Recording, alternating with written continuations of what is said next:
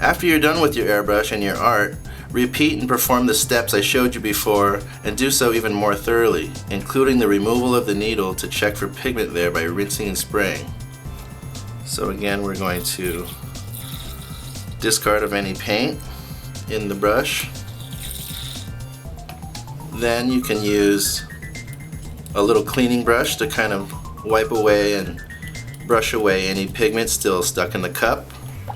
Now time for our flushing and back flushing. And again, I do this underwater to reduce and minimize any overspray in the air. Do this about 10 to 20 times by plugging and unplugging.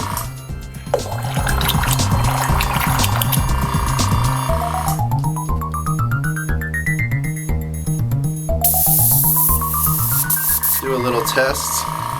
There's still a little pigment in there, so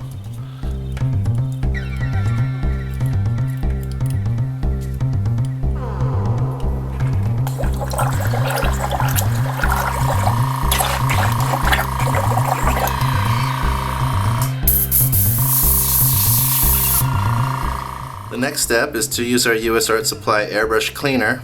Put a few drops in the cup. Now move the lever back and forth without pushing the air, and let the airbrush cleaner do its thing by eating away any stubborn pigment still stuck in the airbrush cavity. Now you can spray that underwater.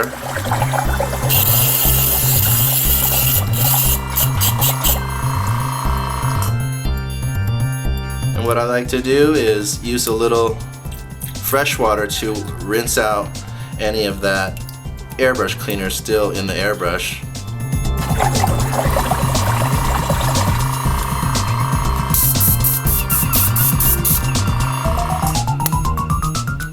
Now, we're done.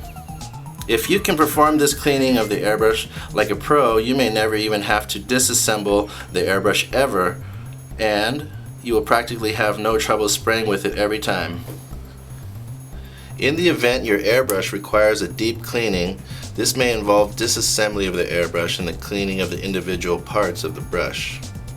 If there's paint dried in the airbrush, let some airbrush cleaner sit in the brush overnight or longer to eat away and loosen the dry paint.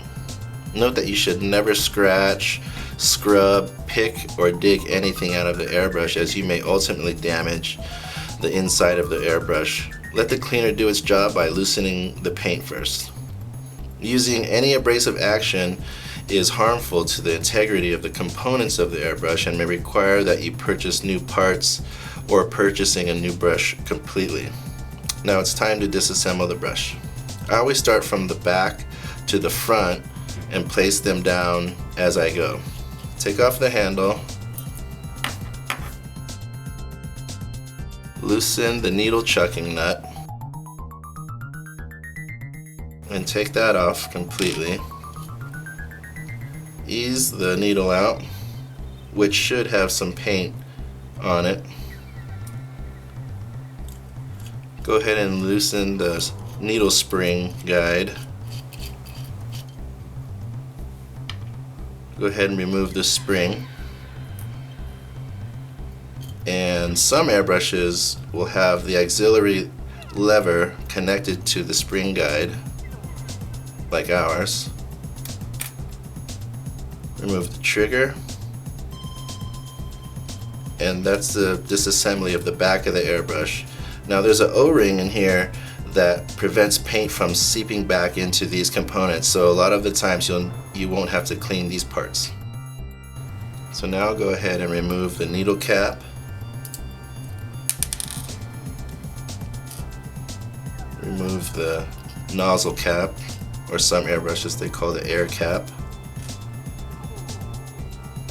And you'll see there's a little fluid nozzle in there. Most of the time your problem is in the needle and nozzle and the airbrush body right here. To remove this paint, we use our cleaning brushes. Using cleaning brushes is a safe and fast way to remove any pigment dried in the airbrush, And remember, you don't want to use any force or abrasive techniques here. Try not to scratch the inside of the airbrush or its parts.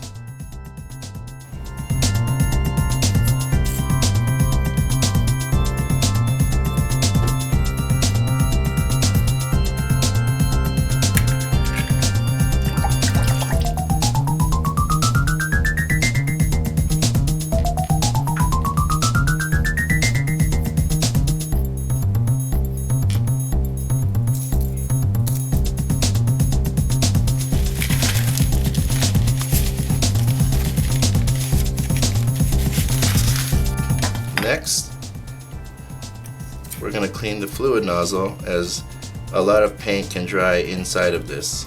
What I do is use the needle not as a scraping or picking tool, but just kind of wiggle the needle around in there to loosen up any paint. Next, we'll go ahead and clean the air cap or nozzle cap.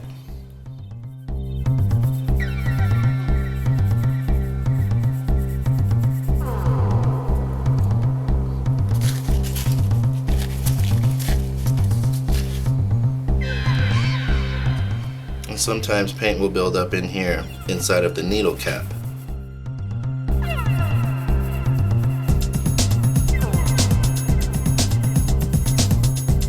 As you airbrush and paint and air are mixed in the airbrush, which causes atomization, it naturally wants to build up within this needle cap.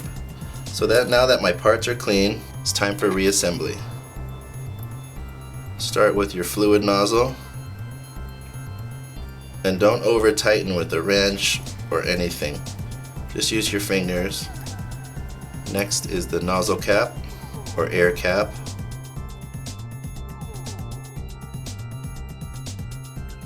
Then your needle cap.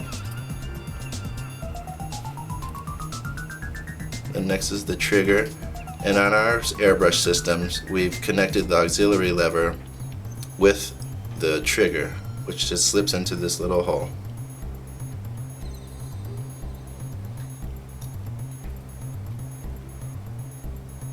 And that activates the air spring and air valve. Next is the spring guide, and again, in our system of airbrush, we've attached the auxiliary lever to the spring guide. The little head goes in first.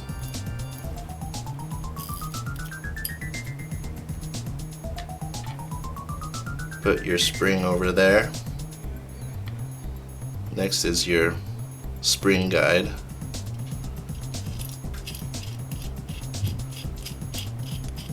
Tighten that all the way.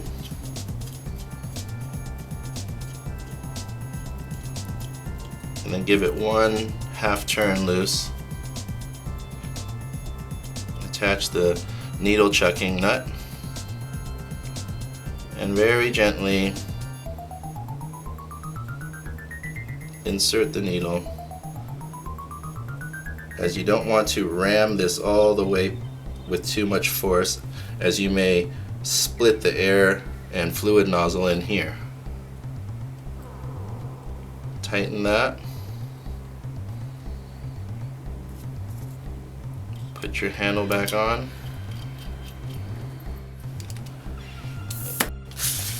Test the spray pattern.